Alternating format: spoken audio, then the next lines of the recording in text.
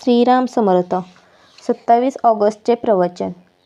समाधान हा वृत्तीचा गुण आहे, देहाचा नव्हे. सर्व ठिकाणी राम भरलेला जो पाहील त्याला समाधान मिळेल. ज्या घरात समाधान तेथे भगवंताचे राहणे जाण. जे घडते ते भगवंताच्या इच्छेने घडते. अशा खऱ्या भावनेने 1 वर्षभर जो राहील त्याला समाधान हे काय ते खात्रीने कळेल. समाधान हा वृत्तीचा गुण आहे, देहाचा नव्हे.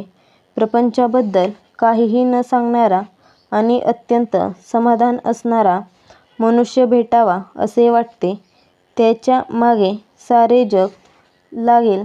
जगामध्ये आपल्याला समाधान कोणी देत नाही. समाधानाला निष्ठेची अत्यंत जरुरी आहे.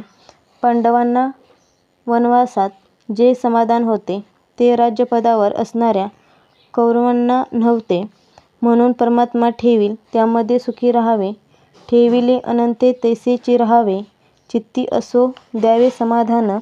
हेच संतश्रेष्ठ तुकारामबुवांचेही सांगणे आहे. भगवंताची देणगी सर्व बाजूंनी गोड असली पाहिजे. पैसा ही भगवंताची देणगी नव्हे.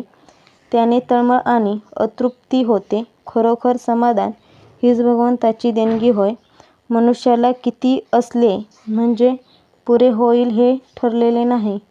आहे त्या परिस्थितीत आपण समाधान मानले की जे आहे ते पुरेल. ज्याचे मन समाधान आहे त्याचे शरीर कसेही असले तरी चालेल. समाधानालाच खरे महत्त्व आहे.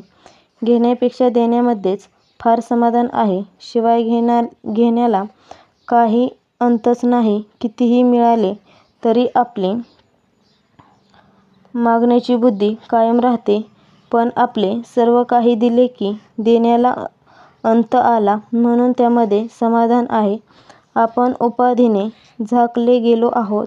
एक एक उपाधी टाकीत गेले तर आपले खरे स्वरूप प्रकट होईल. तिथे खरे समाधान होते. राम करता आहे ही भावना होणे हे वासनेचे मरण होय. मनुष्य काही तरी हेतू ठेवून कर्म करतो. पण प्रत्येक ठिकाणी भगवंताच्या इच्छेने काय व्हायचे आहे ते होऊ दे असे अनुसंधान असेल तर फलाविषयी सुखदुःख राहणार नाही. आपल्याला सगळे कळते पण आयत्या वेळेला आपण विसरतो. आलेली उर्मी आपण सहन करावी. दिवा बरोबर नेला की अंधार नाहीसा होतो तसे अनुसंधानाचा दिवा बरोबर न्यावा म्हणजे आपण आपल्या उर्मींना आवरू शकू. प्रत्येकाचा रोग निराळा असला तरी औषध एकच आहे ते म्हणजे भगवंताचे अनुसंधान. हे औषध जरी चांगल्या डॉक्टराकडून घेतले तरी रोग्याला पथ्ये सांभाळावीच लागतात.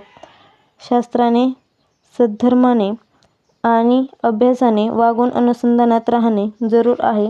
अनुसंधानाने जे साधेल ते शतकोटी साधनांनी साधणार नाही. असे अखंड नामानुसंधान म्हणजेच खरी भक्ती.